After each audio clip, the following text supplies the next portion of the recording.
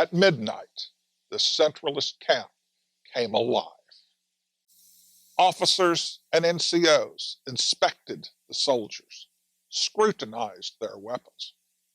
Santana's order had been ominous. The arms, principally the bayonets, should be in perfect order.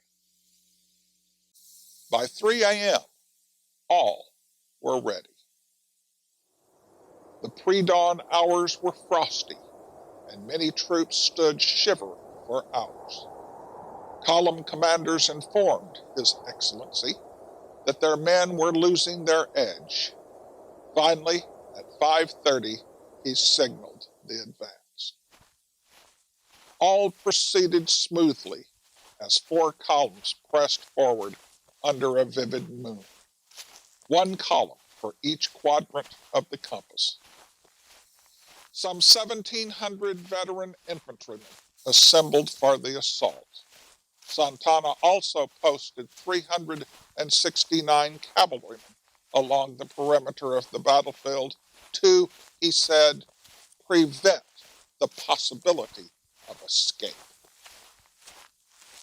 All remained quiet inside the Alamo as the columns moved within range.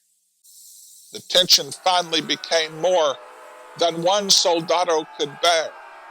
"Viva Santana!" he bellowed. "Viva la República!" screamed another. Then hundreds of voices shattered the stillness. The racket alerted the defenders.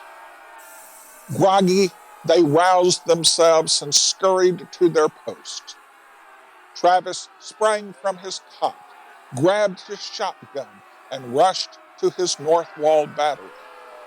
He shouted to his men, "Come on, boys. The Mexicans are upon us, and we'll give them hell." Gunners discharged their cannon, disgorging fragments of horseshoes, links of chain, nails, door hinges, any trace of rusty scrap they could scratch. Packed bodies soaked up the force of the scatter shot. Jagged shards slammed home, gashed as they plowed through the ranks, and finally stopped, lodged in flesh. But the assault troops were now returning fire. Travis had just unloaded both barrels of his shotgun to the onrushing mass when a slug slammed through his forehead and into his brain. He had sworn to never surrender or retreat. He did neither. The fire savaged Centralist ranks. It ripped columns asunder, but still they drove forward. Assault troops who pressed themselves flush against the north wall were under the guns. There, they were relatively safe from Texian fire. Knowing that, other soldados pushed forward, seeking to share this haven. Too many bodies struggled for too little space. In their panic, the stronger and larger shoved aside the smaller and weaker. Yet more continued to thrust forward. It became a cruel choice: to be shot by the rebels or crushed by comrades. Another option was to scale the walls and kill their tormentors. Back at his command post, Santana influenced that decision. Watching the attack bog down, he ordered in reserves, engineers, the elite zapadores. Driving within range, they unleashed a volley toward the few defenders atop the north wall. But most rounds fell short, wounding and killing their comrades hunched below.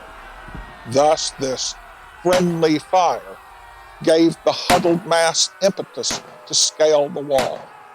But they needed someone to lead them. The attack was faltering. General Juan Amador began the grueling 12-foot ascent, and called on the soldados to follow him. His audacity shamed them into action. Ultimately, despair and sheer weight of numbers replaced all of Santana's careful planning. Unit integrity broke down. Even so, each soldado knew what he must do: scale the wall and perhaps survive, or perish where he crouched. So they climbed. To reach the enemy, they had to heave and elbow a path over their friends. Amador grappled up and over the parapet and fell into the courtyard below. His men dropped in behind him. For now, regardless to what units they belonged, they were his men. Amador and the first soldados inside the fort located a small postern and swung it open. Their comrades flooded through. From that moment, the outcome of the assault was beyond doubt. Defenders abandoned the north wall.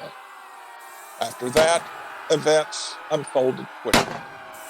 At the southwest corner, Centralist riflemen picked off the Texian gunners manning the 18-pounder, scaled the wall, and poured into the combat. Some defiant defenders endeavored to make a stand in the plaza, but found themselves caught between the fire of assault troops streaming in from the south and that of Amador's men pouring in from the north. Defenders fell back into the long barracks. David Crockett and his riflemen took cover inside the church. Others, however, had concluded that the Alamo had become a death trap. As many as 75 darted over the walls and sought cover in the chaparral.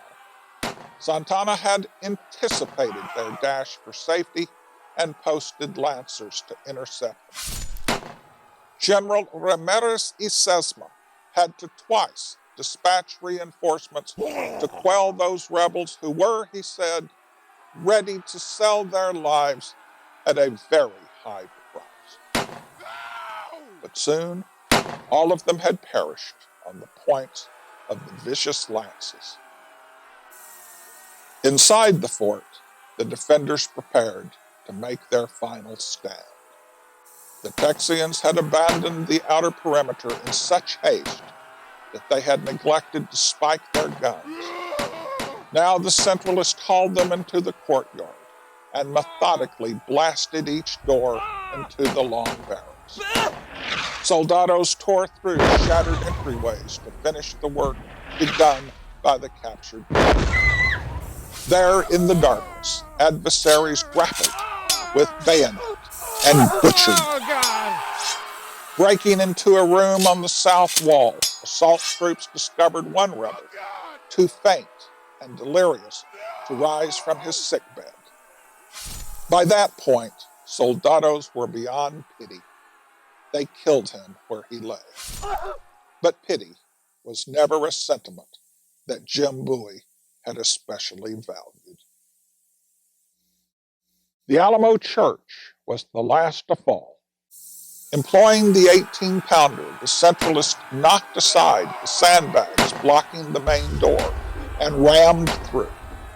They overwhelmed and slaughtered all but 6 or 7 of the defenders inside. The Mexicans had won the battle. There was no need for more senseless bloodshed.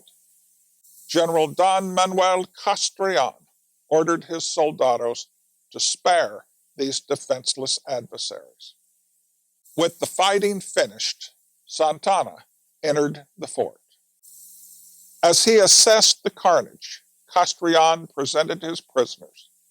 He urged humane treatment for these hapless individuals, but His Excellency countered with a gesture of indignation and ordered their deaths. Gallant soldiers, those who had actually fought in the battle, hesitated to perform such a distasteful duty.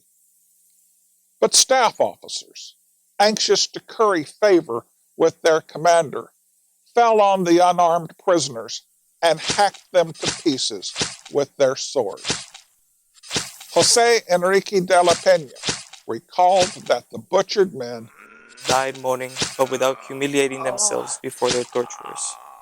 He minced no words when he identified one of the murdered men as the famous American naturalist David Crockett.